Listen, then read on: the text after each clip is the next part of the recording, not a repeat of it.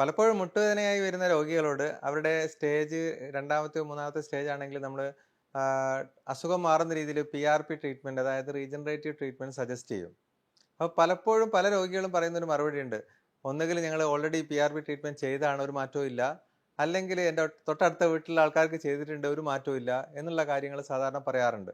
എന്തുകൊണ്ടാണ് PRP ചില ആളുകൾക്ക് ഫലം ചെയ്യാത്തത്? അപ്പോൾ അത് നമുക്ക് ചില കാരണങ്ങളുണ്ടാവും.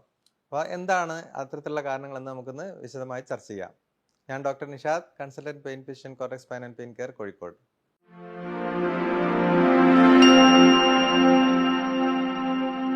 എന്തുകൊണ്ടാണ് PRP ട്രീറ്റ്മെന്റിൽ ചില ആൾക്കാർക്ക് ഫലം ചെയ്യാത്തത്? നമുക്ക് സാധാരണ ഒരു മെഡിസിൻ കൊടുത്തു കഴിഞ്ഞാൽ, ഒരു മെഡിസിൻ കൊടുത്ത് അതിനൊരു ഫലം ഉണ്ടാവണമെങ്കിൽ, ഒരു റിസൾട്ട് ഉണ്ടാവണമെങ്കിൽ അതിനൊരു ഡോസ് ഉണ്ടാവും സാധാരണ രീതിയിൽ. അതുപോലെ തന്നെയാണ് ഈ PRPക്കും ഒരു ഡോസ് ഉണ്ട്. എന്താണ് യഥാർത്ഥത്തിൽ PRP കൊണ്ട് ഉദ്ദേശിക്കുന്നത്? PRP എന്ന് പറഞ്ഞാൽ നമ്മൾ പ്ലേറ്റ്ലെറ്റ്സ് ആണ്, അതായത് ശരീരത്തിലുള്ള ഒരു രക്തകോശങ്ങളാണ് പ്ലേറ്റ്ലെറ്റ്സ്. അപ്പോൾ പ്ലേറ്റ്ലെറ്റ്സിൻ്റെ ഡോസിനനുസരിച്ചാണ് നമുക്കതിൻ്റെ റിസൾട്ട്സ് നന്നാവുന്നത്. അപ്പോൾ സാധാരണ രീതിയിൽ നമ്മൾ ഒരാൾക്ക് 1.5 ലാക്സ് മുതൽ 3.5 വരെ 4 ലാക്സ് വരെയൊക്കെ നോർമലി ഒരു പ്ലേറ്റ്ലെറ്റ് ബ്ലഡിൽ ഉണ്ടാവും. അപ്പോൾ അതിൻ്റെ ഒരു 5 ടൈംസ് എങ്കിലും പ്ലേറ്റ്ലെറ്റ് ഉണ്ടാകുമ്പോഴാണ് ഒരാളുടെ നോർമൽ പ്ലേറ്റ്ലെറ്റ് കൗണ്ടിനെ അപേക്ഷിച്ച് ഒരു 5 ടൈംസ് എങ്കിലും നമ്മൾ കൊടുക്കുന്ന PRPയിൽ പ്ലേറ്റ്ലെറ്റ് റിച്ച് പ്ലാസ്മ, അതുകൊണ്ടാണ് അതിൻ്റെ പേര് പ്ലേറ്റ്ലെറ്റ് റിച്ച് പ്ലാസ്മ എന്ന് പറയാനുള്ള കാരണം അതുകൊണ്ടാണ്. അതായത് അതിൽ പ്ലേറ്റ്ലെറ്റ്സ് റിച്ച് ആണ്. അപ്പോൾ പ്ലേറ്റ്ലെറ്റ്സ് റിച്ച് എന്ന് പറഞ്ഞാൽ നമുക്ക് ശരിക്കും ജസ്റ്റ് ഒരു 2 ടൈംസ് ആണെങ്കിലും അത് പ്ലേറ്റ്ലെറ്റ് റിച്ച് എന്ന് പറയാം. കാരണം വെച്ചാൽ അതിൻ്റെ വോളിയം കൂടുതലായതുകൊണ്ട് അതിന് നമുക്ക് പ്ലേറ്റ്ലെറ്റ് റിച്ച് പ്ലാസ്മ എന്ന് പറയാം. പക്ഷേ ആക്ച്വലി അതിൻ്റെ വർക്ക് നടക്കണമെങ്കിൽ, അല്ലെങ്കിൽ അതിൻ്റെ ഒരു പ്രവർത്തനം നമ്മുടെ ശരീരത്തിൽ ഒരു റിപ്പയറിങ് നടക്കണമെങ്കിൽ ശരിക്കും മിനിമം ഒരു 5 ടൈംസ് എങ്കിലും വേണം. അതായത് നമുക്ക് 2 ലാക്സ് പ്ലേറ്റ്ലെറ്റ് ഉള്ള ഒരാൾക്കാണെങ്കിൽ മിനിമം 10 ലാക്സ് എങ്കിലും നമ്മൾ 1 ml പ്ലേറ്റ്ലെറ്റ്സ് വേണം. അപ്പോഴേ അത് എന്താണ് ശരിയായ ഡോസ് എന്ന് നമുക്ക് പറയാൻ പറ്റുള്ളൂ. അതുകൊണ്ടാണ് നമ്മൾ ഫസ്റ്റ് നോക്കേണ്ടത് പ്ലേറ്റ്ലെറ്റിൻ്റെ ഡോസാണ്. അപ്പോൾ സാധാരണ എങ്ങനെയാണ് നമുക്ക് ഈ ഒരു 10 ലാക്സിലേക്ക് എത്തിക്കാൻ പറ്റുക? അല്ലെങ്കിൽ ടോട്ടൽ നമുക്കൊരു മുട്ടിൻ്റെ ഉള്ളിലേക്കാണ് ഉദ്ദേശിക്കുന്നതെങ്കിൽ, ഒരു മുട്ടിൻ്റെ തേയ്മാനമാണ് രണ്ടാമത്തെ സ്റ്റേജാണ്, നമ്മൾ PRP ചെയ്യുകയാണെങ്കിൽ മുട്ടിൻ്റെ ഉള്ളിലേക്ക് നമ്മൾ PRP കൊടുക്കുന്ന സമയത്ത് മിനിമം ഒരു പ്രാവശ്യം കൊടുക്കുമ്പോൾ മിനിമം ഒരു 5 ബില്യൺ പ്ലേറ്റ്ലെറ്റ്സ് എങ്കിലും നമ്മൾ മുട്ടിൻ്റെ ഉള്ളിൽ എത്തണം. അതാണ് പഠനങ്ങളെല്ലാം കാണിക്കുന്നത്. ആ ഒരു ഡോസിലേക്ക് പ്ലേറ്റ്ലെറ്റ് എത്തുമ്പോൾ മാത്രമേ നമുക്ക് റീജനറേഷൻ എന്നുള്ള രീതിയിലേക്ക്, അതായത് തേയ്മാനത്തിന് മാറ്റം ഉണ്ടാകുന്ന മജ്ജ പുനരുജ്ജീവിക്കുന്ന രീതിയിലേക്ക് ഈ പ്ലേറ്റ്ലെറ്റ് വർക്ക് ചെയ്യുള്ളൂ. അപ്പം അതുകൊണ്ടാണ് നമുക്ക് ഈ ഒരു ഡോസിലേക്ക് എത്താത്ത രീതിയിൽ നമ്മൾ PRP ചെയ്ത് കഴിഞ്ഞാൽ നമുക്ക് റിസൾട്ട് ഉണ്ടാവില്ല. ഏറ്റവും പ്രധാനപ്പെട്ട ഒന്നാമത്തെ കാരണം ഈ ഒരു ഡോസ് തന്നെയാണ്. അപ്പോൾ എങ്ങനെയാണ് നമുക്കൊരു പ്ലേറ്റ്ലെറ്റിൻ്റെ ഡോസ് ഈ ഒരു അവസ്ഥയിലേക്ക് എത്തിക്കുന്നത്, അല്ലെങ്കിൽ എങ്ങനെയാണത് അതിന് മാറ്റം വരുന്നത് എപ്പോഴാണ്? അപ്പോൾ ഉദാഹരണത്തിന് നിങ്ങൾക്ക് കാണാം, പലപ്പോഴും ചില ആളുകൾ 10 ml ബ്ലഡ് എടുത്തിട്ട് നമ്മൾ സെൻട്രിഫ്യൂജ് ചെയ്ത്, ഒരു പ്രാവശ്യം സെൻട്രിഫ്യൂജ് ചെയ്ത് അതിൻ്റെ സൂപ്പർനാറ്റിന്, അത് PRP ആയിട്ട് കൊടുക്കാറുണ്ട്.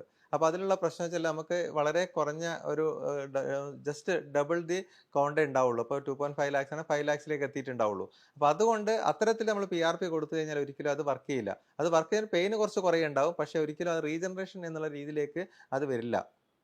അപ്പോൾ നമുക്ക് മിനിമം ഒരു മുട്ടിന് ചെയ്യണമെങ്കിൽ, ഒരു മുട്ടിന് നമ്മൾ PRP ട്രീറ്റ്മെൻറ്റ് ചെയ്യുകയാണെങ്കിൽ മിനിമം നമുക്കൊരു 40 ml എങ്കിലും ബ്ലഡ് എടുക്കണം. 40 ml കൂടുതൽ, 40 ml അല്ലെങ്കിൽ അതിൽ കൂടുതലോ ബ്ലഡ് എടുക്കുമ്പോൾ മാത്രമേ നമുക്ക് ഈ പറഞ്ഞ ഒരു 5 ടൈംസിലേക്ക്, അല്ലെങ്കിൽ ഒരു 5 ബില്യൺ എന്നുള്ള ഡോസിലേക്ക് നമുക്ക് പ്ലേറ്റ്ലെറ്റ്സ് കിട്ടുള്ളൂ.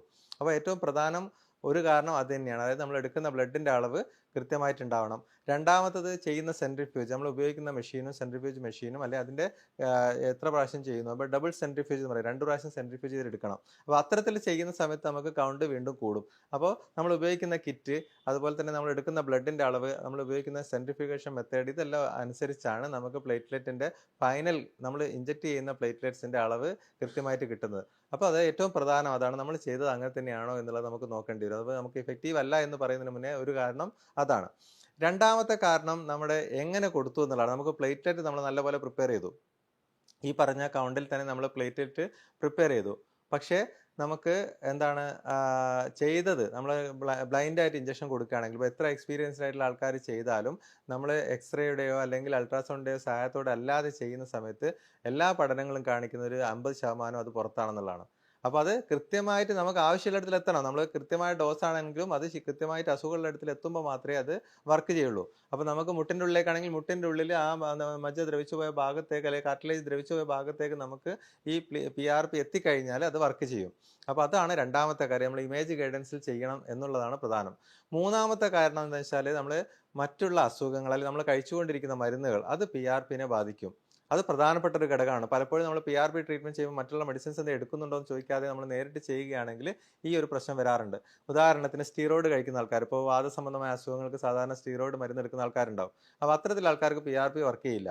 അപ്പോൾ സ്റ്റീറോയിഡ് മിനിമം നമ്മൾ 4 ആഴ്ച മുന്നെങ്കിൽ നിർത്തിയാൽ മാത്രമേ PRP ചെയ്യാൻ പാടുള്ളൂ. അതുപോലെ തന്നെ പെയിൻ കില്ലർ, വേദന സംഹാരികൾ, അതായത് നീര് പോകാനുള്ള രീതിയിലുള്ള NSAIDs വിഭാഗത്തിൽപ്പെട്ട വേദന സംഹാരികൾ കഴിക്കുന്ന ആൾക്കാർക്ക് അത് മിനിമം 2 ആഴ്ച മുന്നെങ്കിലും നിർത്തണം.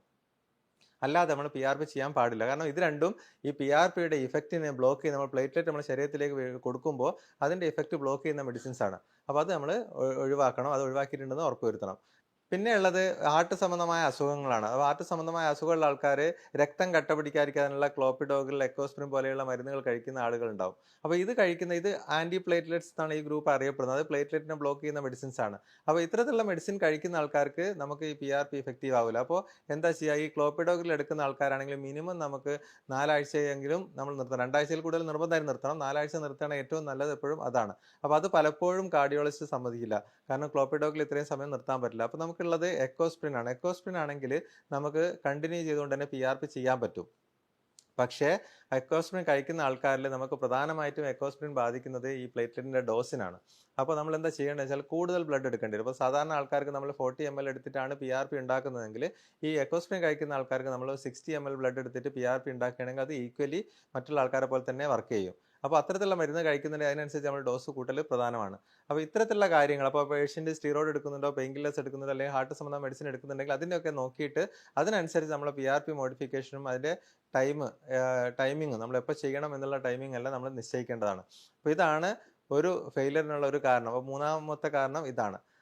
നാലാമത്തത് നമ്മുടെ സ്റ്റേജ് ആണ്. ഏത് അസുഖത്തിന്റെ സ്റ്റേജ് ആണ്. നമുക്കിപ്പോൾ മുട്ടിന്റെ തേയ്മാനത്തിനാണല്ലോ PRP സജസ്റ്റ് ചെയ്യുന്നത് പറഞ്ഞത്. അപ്പോൾ PRP മുട്ടിന്റെ തേയ്മാനം എന്ന് പറഞ്ഞാൽ 1, 2, 3, 4 എന്ന സ്റ്റേജുകളുണ്ട്. അതായത് നമ്മളെ തേയ്മാനത്തിന്റെ ഗ്രേഡ് അനുസരിച്ചാണ് ഈ സ്റ്റേജ് വരുന്നത്. അപ്പോൾ നിന്നിട്ടുള്ള എക്സ്റേ എടുത്തിട്ട് നമ്മൾ ഗ്രേഡൊക്കെ തീരുമാനിക്കുന്നത്. അപ്പോൾ ഇത്തരത്തിലുള്ള ആൾക്കാർക്ക് ഇപ്പോൾ ഗ്രേഡ് 1, 2, 3 ഈ 3 സ്റ്റേജിലാണെങ്കിലും നമുക്ക് PRP നല്ലപോലെ റിസൾട്ട് ഉണ്ടാക്കും. എല്ലാ പഠനങ്ങളും പോസിറ്റീവ് ആയിട്ടുള്ള റിസൾട്ടാണ് കാണിക്കുന്നത്. അപ്പോൾ നാലാമത്തെ സ്റ്റേജിലാണെങ്കിൽ പൊതുവെ PRPക്ക് റിസൾട്ട് മോശമായിരിക്കും. അപ്പോൾ അത് എല്ല് തമ്മിൽ തട്ടി നിൽക്കുന്ന സ്റ്റേജോ അല്ലെങ്കിൽ കാലിന് വളവുള്ള സ്റ്റേജ് ആണെങ്കിൽ പൊതുവെ PRP ഫലം ചെയ്യാറില്ല.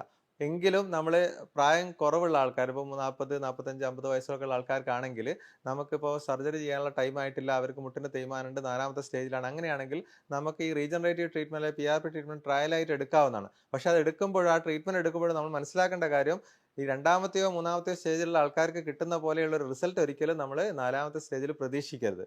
അപ്പോൾ അതിനെക്കാട്ടും കുറവായിരിക്കും. അപ്പോൾ കൂടുതൽ റിപ്പീറ്റഡ് ആയിട്ട് ചെയ്യേണ്ടി വരും. അങ്ങനെ ആകുമ്പോൾ മാത്രമേ നമുക്കൊരു കുറച്ച് റിസൾട്ട് കിട്ടാൻ സാധ്യതയുള്ളൂ. അപ്പോൾ ഏത് സ്റ്റേജിലാണ് നമ്മൾ ഇത് എടുത്തതെന്നുള്ളത് പ്രധാനമാണ്. അപ്പോൾ കഴിയുന്നതും 2ഓ 3ഓ സ്റ്റേജിൻ്റെ ഉള്ളിൽ തന്നെ നമ്മൾ PRP ട്രീറ്റ്മെന്റ് ചെയ്യുക. അപ്പോൾ അങ്ങനെ ആകുമ്പോൾ അതിൻ്റെ റിസൾട്ട് നന്നാവും. പിന്നെ ഉള്ളത് അതിനെക്കാട്ടും പ്രധാനമായിട്ടുള്ള ഒരു ഘടകം 5ാമത്തെ പോയിന്റാണ്. അത് റീഹാബിലിറ്റേഷൻ ആണ്. അതായത് നമ്മൾ ഈ ട്രീറ്റ്മെന്റ് ഒക്കെ ചെയ്യുന്നത്, ഇപ്പോൾ നമ്മൾ PRP ട്രീറ്റ്മെന്റ്, മുട്ടിന്റെ തേയ്മാനത്തിന് PRP ട്രീറ്റ്മെന്റ് കൊടുക്കുമ്പോൾ മുട്ടിന്റെ ഉള്ളിലേക്ക് നമ്മൾ PRP ട്രീറ്റ്മെന്റ് കൊടുക്കും. അതിന്റെ തരുണാസ്ഥി, നമുക്ക് എന്താണോ ദ്രവിച്ചു പോയത് അതിന്റെ റിപ്പയറിങ് നടക്കും. പക്ഷേ മുട്ടിന്റെ പുറത്തുള്ള മസിലുകൾ, അതായത് നമുക്ക് പേശികൾ, ഇപ്പോൾ മുട്ടിന് തേയ്മാനം വന്നു കഴിഞ്ഞാൽ ആദ്യം സംഭവിക്കുക നമ്മളെ തൊടയുടെ മസിൽസ് എല്ലാം വീക്ക് ആവുക എന്നുള്ളതാണ്, അതിന്റെ ശക്തി കുറയുക എന്നുള്ളതാണ്. അപ്പോൾ ഇത് PRP ട്രീറ്റ്മെന്റിനോട് മെച്ചപ്പെടില്ല. നമ്മളെപ്പോഴും മുട്ടിന്റെ ഉള്ളിലുള്ള കാര്യങ്ങൾ മാത്രമാണ് മെച്ചപ്പെടുന്നത്. അതിന് പുറത്തുള്ള മസിൽസ്, അതുപോലെ അതിന് ചുറ്റുമുള്ള ലിഗമെന്റ്സ്, അതിൻ്റെയൊക്കെ ശക്തി കുറയും ഈ തേയ്മാനം വരുന്ന സമയത്ത്. അത് നമ്മൾ കൃത്യമായിട്ടുള്ള എക്സസൈസും ഫിസിയോതെറാപ്പിയും കാര്യങ്ങളും ചെയ്തിട്ട് അതിന്റെ ശക്തി കൂട്ടിക്കൊണ്ടുവരിക എന്നുള്ള പ്രധാനമാണ്. നമ്മളെപ്പോഴും ഈ PRP ട്രീറ്റ്മെന്റ് ചെയ്യുമ്പോൾ അല്ലെങ്കിൽ മറ്റുള്ള എന്ത് ട്രീറ്റ്മെന്റ് ചെയ്യുകയാണെങ്കിൽ അതിന്റെ കൂട്ടത്തിൽ ഈ റീഹാബിലിറ്റേഷൻ എപ്പോഴും നമ്മൾ സ്ട്രെങ്ത് കൂട്ടിക്കൊണ്ടുവരാനുള്ള എക്സസൈസും കാര്യങ്ങളൊക്കെ കൃത്യമായിട്ട് ചെയ്യുക, ഫിസിയോതെറാപ്പി ചെയ്യുക, ഇത് ആഡ് ചെയ്യുക എന്നുള്ളത് പ്രധാനമാണ്. അപ്പോൾ ഇത്തരത്തിലുള്ള ഈ 5 കാര്യങ്ങൾ നിങ്ങൾക്ക് PRP ട്രീറ്റ്മെന്റ് ഇഫക്റ്റീവ് ആയിട്ടില്ല എന്ന് തോന്നുക, അല്ലെങ്കിൽ മറ്റുള്ള ആൾക്ക് ഇഫക്റ്റീവ് ആയിട്ടില്ല എന്ന് തോന്നുകയാണെങ്കിൽ ഈ 5 കാര്യങ്ങൾ നമ്മൾ ശ്രദ്ധിക്കേണ്ടതാണ്. ഇത് ചെയ്ത ഡോസ് കറക്റ്റ് ആണോ, അല്ലെങ്കിൽ നമ്മൾ ഇമേജ് ഗൈഡ് ആയിട്ടാണോ ചെയ്തത്, അതിന്റെ കൂട്ടത്തിൽ നമ്മൾ മറ്റുള്ള മെഡിസിൻസ് എന്തെങ്കിലും കഴിക്കുന്നുണ്ടായിരുന്നോ, അല്ലെങ്കിൽ നമുക്ക് ഈ അസുഖത്തിന്റെ സ്റ്റേജ് ശരിക്കും ചെയ്യേണ്ട സ്റ്റേജ് തന്നെയാണോ, അല്ലെങ്കിൽ നമ്മൾ കൃത്യമായ റീഹാബിലിറ്റേഷൻ ചെയ്തിട്ടുണ്ടോ, ഈ 5 കാര്യങ്ങൾ ചെയ്തിട്ടുണ്ടോ എന്നുള്ളത് നമ്മൾ എപ്പോഴും ശ്രദ്ധിക്കണം. പറയാൻ കാരണം PRP ട്രീറ്റ്മെന്റ് ഇപ്പോൾ റീസെന്റ് 2023, 2024, 2025 നടക്കുന്ന എല്ലാ പഠനങ്ങളും കാണിക്കുന്നത് PRP ട്രീറ്റ്മെൻറ്റ് മുട്ടുവേദനയ്ക്ക് പോസിറ്റീവായിട്ടുള്ള റിസൾട്ട് ഉണ്ടാകുന്നത്. അതായത് നല്ല മെച്ചപ്പെട്ട റിസൾട്ട് ഉണ്ടാകുന്നതായിട്ട്.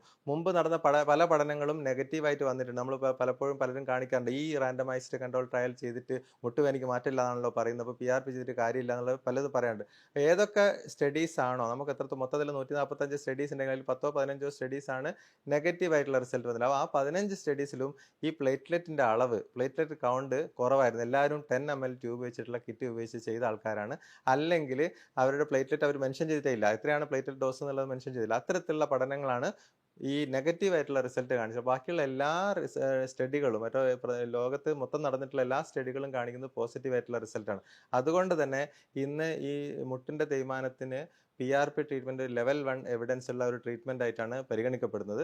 പക്ഷേ നമ്മൾ ചെയ്യുമ്പോൾ ഈ പറഞ്ഞ 5 കാര്യങ്ങൾ ശ്രദ്ധിച്ച് ചെയ്യണം എന്നുള്ളത് മാത്രമേ ഉള്ളൂ.